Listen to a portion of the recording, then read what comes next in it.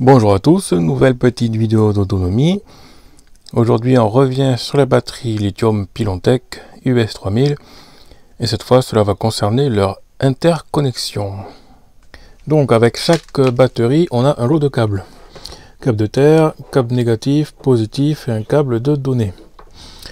On va commencer par installer le câble de terre. Donc sur chaque batterie il y a une cosse de terre qu'il va falloir donc relier ensemble et relier à la carcasse de la baie. Donc ici je n'en ai pas, du coup je vais créer une terre en perçant ici puis en taraudant comme pour rajouter les visseries là. Comme ça je vais fabriquer une terre et relier toutes ces parties là ensemble. Alors nous revoici après avoir câblé toutes les terres. Elles sont branchées en un seul point. Maintenant on va passer au câblage du négatif, du positif et des données. Alors le négatif et le positif, ce sont des connecteurs en phénol rapide comme ça. On prend le cordon.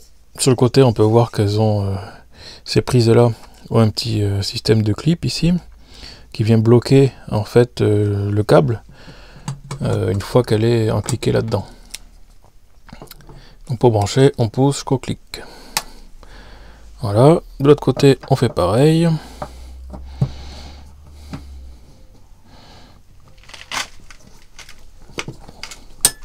Et voilà, c'est cliqué. Donc, c'est bon. On fait pareil avec le plus. Donc, on croise droite-gauche. À chaque fois, je pense que c'est pour faire une sorte de boucle de Tickelman. C'est plus utilisé pour l'hydraulique, mais bon. Là, ils ont...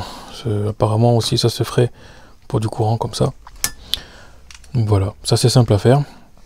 Pour les autres, en fait, j'ai pas les mêmes prises exactement. On peut voir qu'on a des prises différentes là. Donc, je vais voir ce que je peux faire. Est-ce que je change les prises pour rendre le système compatible? Une sorte de prise ici et une autre. Parce qu'en fait, quand je veux cliquer l'autre prise là, déjà le cordon est un peu plus court. Et en fait, vu qu'il y a l'écart ici, bah, du coup, en biais là, ça va être compliqué. Sinon, je vais être obligé de faire tout droit. Donc là, je sais pas trop encore. Ou rallonger un câble, faire un autre câble en utilisant les mêmes prises, je vais voir. Là si j'essaie de cliquer, ben c'est pas, ça clique pas quoi. Ah, là j'ai réussi, mais les prises sont légèrement différentes. Et si je veux la passer ici par exemple pour faire un croisé comme tout à l'heure, ben là on voit qu'il manque un peu quoi. L'autre cordon est légèrement plus long, du coup je vais pas pouvoir croiser là. Donc je pense que je vais plutôt ici. Ah. Normalement de toute façon c'est en parallèle, donc ça devrait rien changer. Mais bon, je vais regarder quand même sur internet pour être sûr. Là c'est bon, j'ai réussi à cliquer, du coup ça c'est bon. Et par contre je peux croiser ici du coup, reprendre l'autre cordon là et croiser ici. Et bon, pareil on n'entend pas trop le clic d'ailleurs, il s'est pas cliqué celui-là.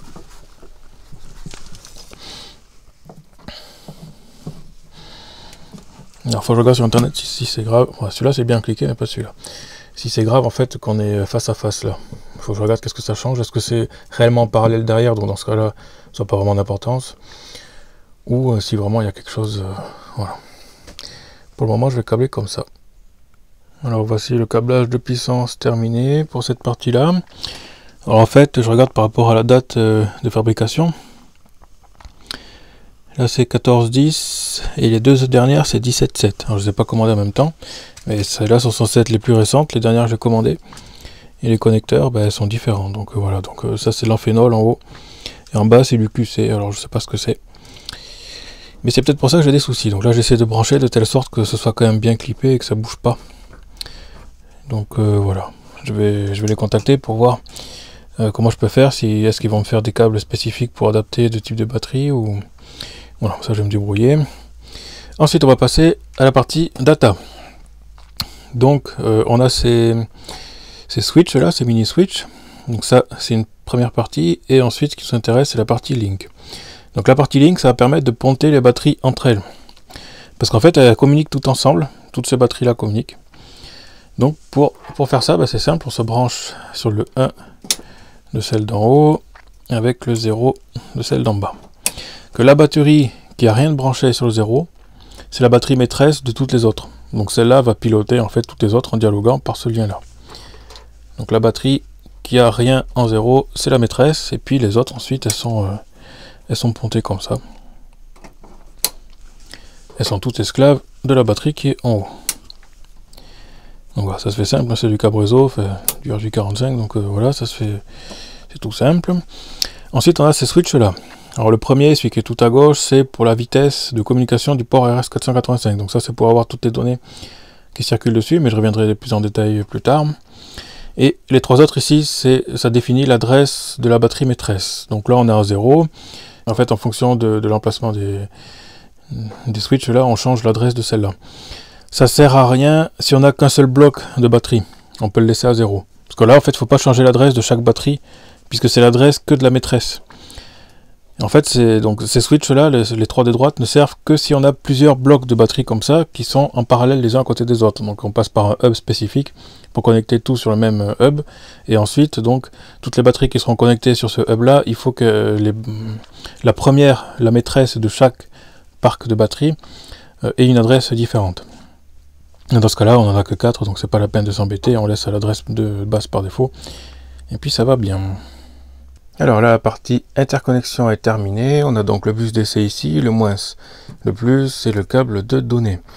À ça, il faudra penser pour la suite à ajouter ces câbles-là, dont j'en ai déjà parlé dans la vidéo d'unboxing. Ce sont des câbles qu'il faut acheter à part pour pouvoir connecter ensuite le bus DC à l'onduleur, régulateur, les consommateurs, voilà. Et puis le câble ici de données aussi pareil.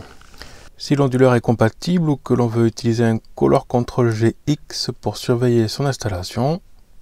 Bien sûr, ne pas oublier les organes de sécurité. Donc ça, c'est du fusible ANL, il me semble.